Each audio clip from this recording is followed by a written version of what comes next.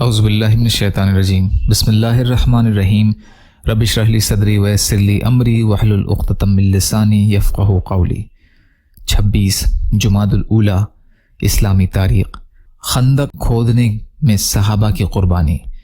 صحابہ کرام رضی اللہ تعالیٰ عنہ نے سخت سردی، بے سر و سامانی اور فاقہ کشی کے باوجود پوری ہمت اور استقامت کے ساتھ خندق کھودنے کا کام انجام دیا۔ حضرت ابو طلحہ رضی اللہ تعالیٰ عنہ نے بھوک کی شدت سے اپنا پیٹ کھول کر دکھایا جس پر ایک پتھر بندھا ہوا تھا۔ یہ دیکھ کر رسول اللہ صلی اللہ علیہ وسلم نے اپنے پیٹ سے کپڑا ہٹایا تو صحابہ نے دیکھا کہ اس پر 2 پتھر بندھے ہوئے تھے۔ ایک دن رسول اللہ صلی اللہ علیہ وسلم نے سویرے سخت سردی اور بھوک پیاس کی حالت میں صحابہ کو خندق کھودتے دیکھ کر یہ دعا کی: اے اللہ، اصل زندگی تو آخرت کی زندگی ہے، تو انصار اور مہاجرین کی مغفرت فرما۔ یہ سن کر صحابہ جوش محبت میں کہنے لگے کہ ہم نے مرتے دم تک محمد صلی اللہ علیہ وسلم کے ہاتھ پر جہاد کی بیعت کی۔ جب صحابہ کرام کو دوران خندق کوئی رکاوٹ پیش آتی تو آپ صلی اللہ علیہ وسلم پانی میں اپنا لعاب ڈال کر اللہ تعالیٰ سے دعا فرماتے اور پانی چھڑک دیتے تو وہ چٹان ریت کے تودے کی طرح نرم ہو جاتی۔ غرض دشمن کے آنے سے پہلے اہل مدینہ نے اپنی حفاظت کا انتظام مکمل کر لیا۔ حضور صلی اللہ علیہ وسلم کا معجزہ بکریوں کے تھنوں میں دودھ بھر آنا۔ حضرت ابو قرصافہ رضی اللہ تعالی عنہ جندرہ بن خیشنہ فرماتے ہیں کہ میرے والد کا انتقال ہو چکا تھا اور میں میری والدہ اور میری خالہ کی پرورش میں تھا۔ میں جب بکریاں چرانے جاتا تھا تو میری خالہ مجھ سے کہتی تھی کہ محمد کے پاس کبھی مت جانا صلی اللہ علیہ وسلم، وہ تجھے گمراہ کر دیں گے۔ لیکن پھر بھی میں بکریاں لے کر گھر سے نکلتا اور بکریوں کو چرنے کے لیے چھوڑ دیتا، اور میں رسول اللہ صلی اللہ علیہ وسلم کی مجلس میں چلا جاتا اور ان کی باتیں سنتا۔ جب میں شام کو بکریاں لے کر گھر واپس جاتا تو میری خالہ کہتی کہ بکریوں کے تھن کیوں خشک ہیں؟ تو میں کہتا پتہ نہیں۔ دوسرے دن بھی یہی کہا۔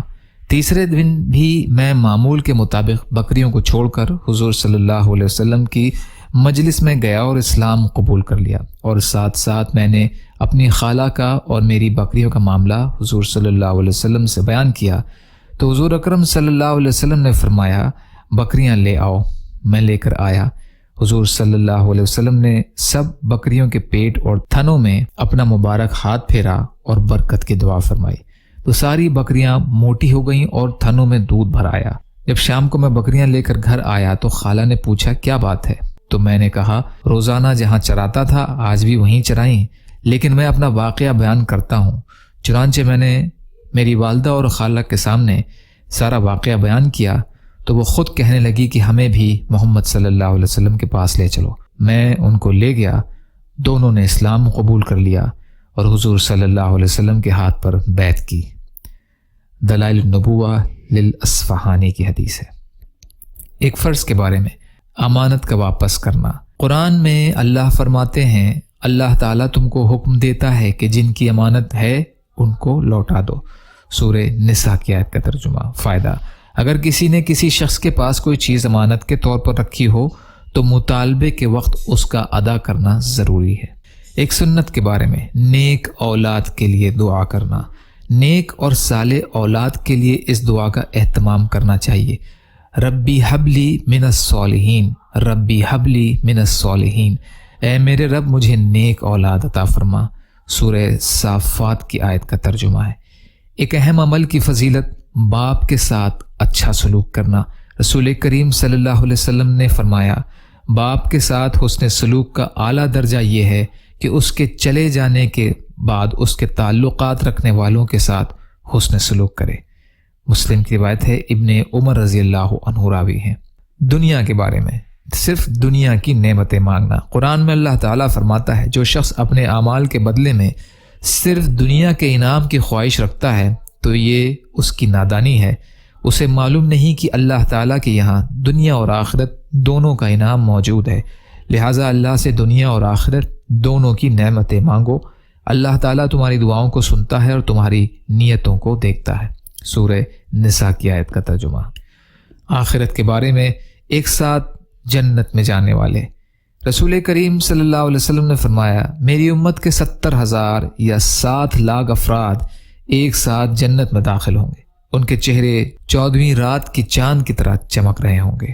بخاری کی روایت ہے، سہل بن سعد رضی اللہ عنہ راوی ہیں۔